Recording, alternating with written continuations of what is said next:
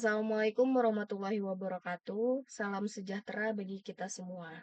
Perkenalkan, nama saya Oktaria Yeni Cahyani dengan NIM 23091060015. Pada video ini, saya akan membahas dan menyelesaikan 3 soal terkait implementasi struktur data. Tugas ini bertujuan untuk memahami lebih dalam tentang konsep linked list, binary search tree, dan graph traversal menggunakan deep first search. Berikut adalah soal yang akan saya selesaikan. Yang pertama, membuat deklarasi linked list yang terdiri dari elemen-elemen, yaitu 10, 20, 30, 40, dan 50. Yang kedua, menerapkan binary search tree dengan data A1, A2, A3, A4, dan A5 yang telah ditentukan sendiri, serta melakukan pencarian angka tertentu pada struktur tersebut. Yang ketiga, menerapkan algoritma deep first search untuk melakukan traversal pada sebuah graph dengan 4 node. Setiap langkahnya akan saya jelaskan secara bertahap, jadi mari kita mulai dari soal pertama. Oke, ini program yang udah saya buat untuk soal pertama tadi. Pertama-tama pastinya kita akan mengimport dulu pustaka IOStream-nya untuk digunakan operasi input dan output. Kita juga menggunakan namespace std di sini, jadi kita nanti nggak usah nulis lagi berulang-ulang kali.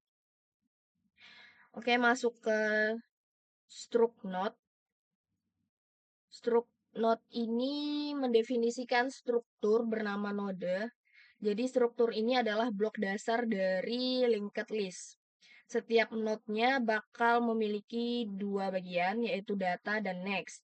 Data sendiri ini adalah bagian yang menyimpan nilai integer, sedangkan next itu sebuah pointer yang menunjuk ke node berikutnya dalam linked list.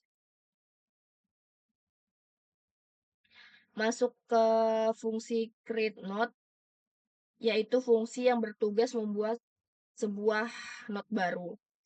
Jadi yang pertama ini yang new node ini kita gunakan untuk alokasi memori dinamis untuk membuat node barunya nanti. Terus kita bakal ngisi data pada node. Nilai ini diberikan melalui parameter fungsi. Nah, selanjutnya awalnya pointer next ini diset ke null PTR karena node ini belum terhubung ke node lainnya.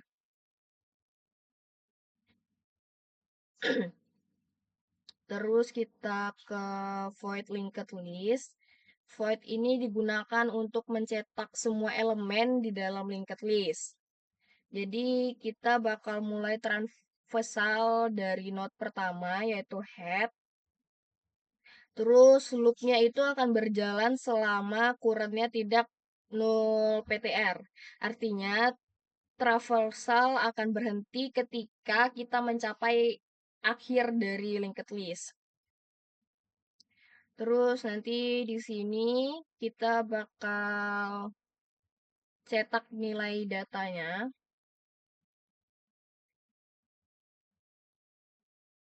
Terus kita masuk ke membuat node. Kita akan membuat 5 node menggunakan fungsi create node ini yang tadi create node. Dan datanya ini tadi kan sudah ditentukan 10, 20, 30, 40, 50. Dan yang pertama di sini headnya kita masukkan 10, node keduanya kita masukkan 20, dan seterusnya sampai node ke-5 ini berisi 50. Namun di tahap ini semua node-nya itu masih terpisah, belum saling terhubung. Nah, selanjutnya kita akan menghubungkan node-node ini menggunakan pointer next. Node pertama, yaitu head, menunjuk ke node kedua. Node kedua menunjuk ke node ketiga, dan proses ini berlanjut hingga node terakhir.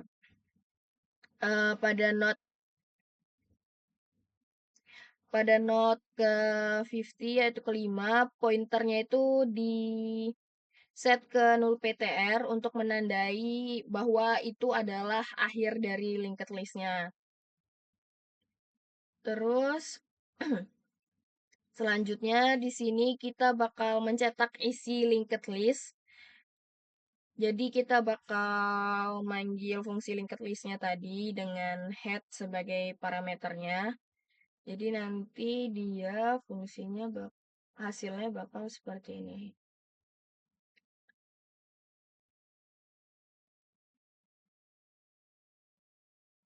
Nah, jadi linked list-nya isinya 10, 20, 30, 40, dan 50. Oke, gitu saja program saya untuk nomor satu. Kita lanjut ke nomor 2.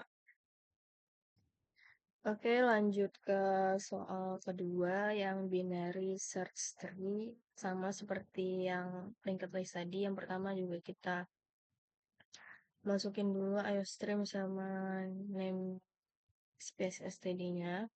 Terus masuk ke struct node. Struct node ini komponen dasar dari binary search tree yang memiliki 3 bagian utama, yaitu data, sama-sama linked list yang menyimpan nilai integer. Terus yang kedua itu ada leaf, yaitu pointer yang menunjuk ke anak kiri, yaitu subtree dengan nilai yang lebih kecil dari data. Terus yang ketiga itu ada right, yaitu pointer yang menunjuk ke anak kanan, yaitu subtree dengan nilai lebih besar dari data. Terus kita masuk ke sini, fungsi create node di sini digunakan untuk membuat node baru sama aja.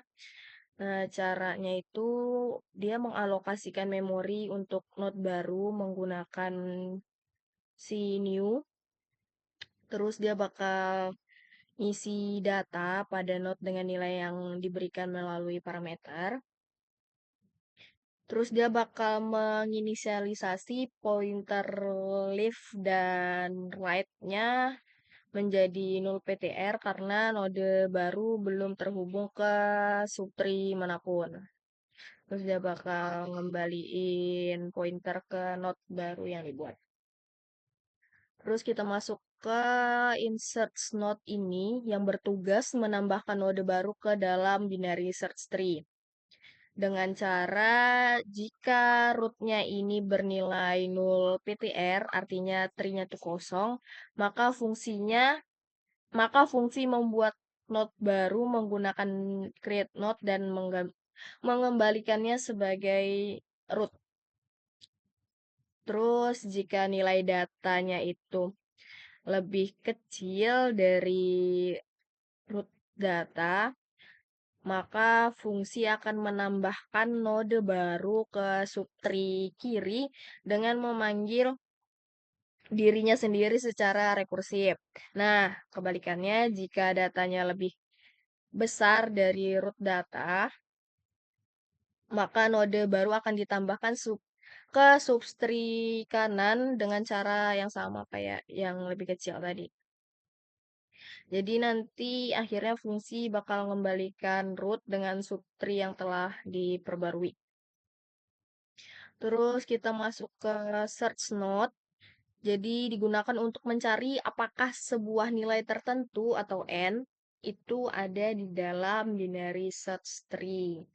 Cara kerjanya, dia itu jika rootnya itu bernilai 0 PTR, berarti tree-nya kan kosong atau nilai tidak ditemukan. Sehingga dia bakal mengembalikan false. Nah, jika nilai n sama dengan root datanya, maka fungsi akan mengembalikan nilai true karena nilainya kan ditemukan ya. Terus, jika nilai n ini lebih kecil dari root data, maka pencariannya itu bakal dilanjutkan ke subtree kiri. Nah, jika n itu lebih besar daripada datanya tadi, maka pencariannya itu bakal dilanjutkan ke subtree sebelah kanan. Terus masuk ke in order transversal yang berfungsi untuk mencetak nilai-nilai dalam binary search tree secara berurutan dari yang terkecil hingga yang terbesar. Yang tadi menggunakan transversal in order. Dengan cara fungsi pertama-tama bakal menelusuri subtree sebelah kiri. Kemudian dia mencetak nilai data pada node saat ini. Terakhir dia bakal menelusuri subtree bagian kanan. Karena sifat binary search tree transversal order akan selalu menghasilkan data dalam urutan yang terurut. Oke, setelah tadi diurutkan di in order transversal, kita masuk ke fungsi main. Nah, di main ini cara kerjanya dia beberapa nilai yaitu 30, 20, 40, 10, dan 25 itu didefinisikan sebagai input untuk dimasukkan ke binary search tree. Terus tree dimulai dengan root-nya itu 0 PTR, kemudian node-nodenya itu ditambahkan satu persatu menggunakan fungsi insert node.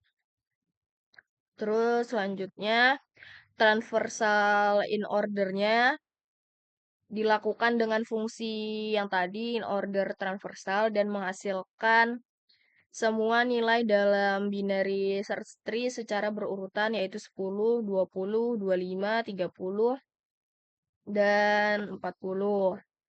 Terus di sini karena sifatnya inputan, jadi program akan meminta pengguna untuk memasukkan angka yang ingin dicari.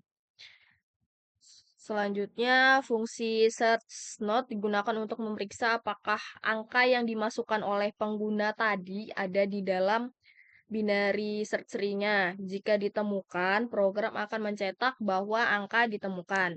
Nah, tetapi jika angka tidak ditemukan, maka program akan mencetak bahwa tidak ditemukan dalam binary search tree. Ini contohnya ketika sudah dijalankan programnya. Jadi ini dia bakal mencetak dulu penelurusan in ordernya. Terus misal kita masukkan di sini 1. Nah, angka 1 itu tidak ditemukan di dalam binary search tree-nya. Kita ulang. Terus apabila kita masukin angka yang ada di dalam si binary search tree, maka dia angka tersebut ditemukan dalam binary search tree.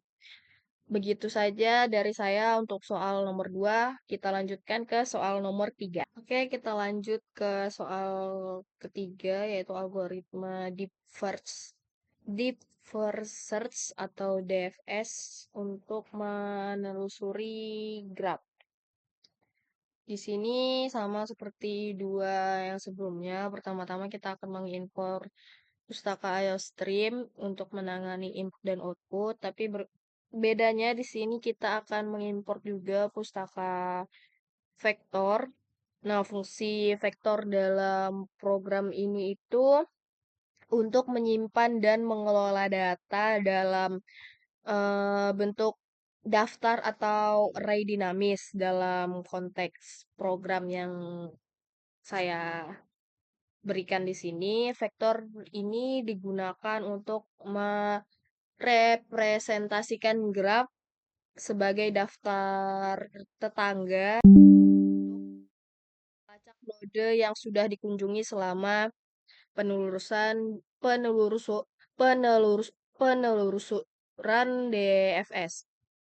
Oke, kita masuk ke void DFS-nya. Jadi DFS ini adalah inti dari algoritma penelurusan DFS. Fungsinya ini menerima 3 parameter, yaitu node, eh, adalah node yang sedang kita kunjungi. Terus yang kedua itu ada yang namanya sudah dikunjungi, yaitu sebuah vektor yang menyimpan status apakah sebuah node ini sudah dikunjungi atau belum. Dan yang ketiga itu ada daftar T anggota, yaitu vektor dua dimensi yang menyimpan daftar tetangga untuk setiap node yang merepresentasikan graf kita. Nah, di dalam DFS ini, pertama kita bakal menandai node yang sedang dikunjungi dengan menyetelnya itu dengan jawaban true pada sudah dikunjungi node ini. Kemudian kita bakal cetak pesan mengatakan bahwa kita mengunjungi node tersebut. Selanjutnya, kita iterasi melalui tetangga-tetangga dari node tersebut yang ada di dalam daftar T anggota node. Proses ini akan berlangsung sampai kita mengunjungi semua node yang terhubung di dalam graf. Kita masuk ke fungsi main. Di dalam fungsi main ini, jumlah node itu variabel yang menentukan jumlah node dalam graf kita. Nah, di sini ini 4, yaitu node 0, 1, 2, dan 3. Terus ada daftar T anggota juga, yaitu sama tadi vektor dua dimensi yang kita gunakan untuk menyimpan daftar tetangga bagi setiap node. Contoh aja di sini daftar T anggota 0 yaitu 1 dan 2. Berarti node 0 ini terhubung dengan node 1 dan node 2. Demikian juga dengan node yang lainnya. Kemudian kita membuat vektor bool sudah dikunjungi yang digunakan untuk melacak apa node mana saja yang sudah dikunjungi dalam proses DFS ini. Terus inisialnya semua node ini bakal dianggap belum dikunjungi, yaitu semua elemen dalam sudah dikunjungi ini bakal di set ke false. Setelah itu kita mulai si penelusuran DFS-nya dengan memanggil DFS 0 sudah dikunjungi daftar anggota, yaitu kita memulai penelusuran dari node 0 dan akan terus menelusuri si node-node ini yang terhubung berdasarkan daftar tetangga yang ada di dalam daftar T anggota ini. Fungsi DFS ini bakal mencetak setiap node yang dikunjungi selama penelusuran. Setelah selesai menelusuri graf, program itu akan mencetak outputnya. Nah, outputnya bakal seperti ini. Nah, outputnya itu mulai penelusuran dimulai dari node 0, mengunjungi node 0, mengunjungi node 1, mengunjungi node 3, mengunjungi node 2. Nah, penjelasan output ini kenapa seperti ini, yaitu yang pertama, ini program memulai penelusuran dari node 0. Nah, dari node 0 ini program akan pergi ke node 1 karena node 1 adalah tetangga dari node 0. Nah, dari node 1 program akan melanjutkan ke node 3 karena sama seperti tadi alasannya, yaitu node 3 adalah tetangga dari node 1. Terakhir, dari node 3 dia bakal pergi mengunjungi node 2 karena node 2 adalah tetangga dari si node 3. Semua node yang terhubung telah dikunjungi dan maka penelusurannya sudah selesai sampai situ saja. Jadi begitu kenapa alasannya outputnya seperti ini. Begitu saja 3 pembahasan saya untuk soal-soal UAS ini. Kurang lebihnya mohon dimaafkan. Apabila banyak salah kata, mohon dimaafkan. Dan banyak kekurangan pada program ini, mohon dimaafkan. Terima kasih. Wassalamualaikum warahmatullahi wabarakatuh.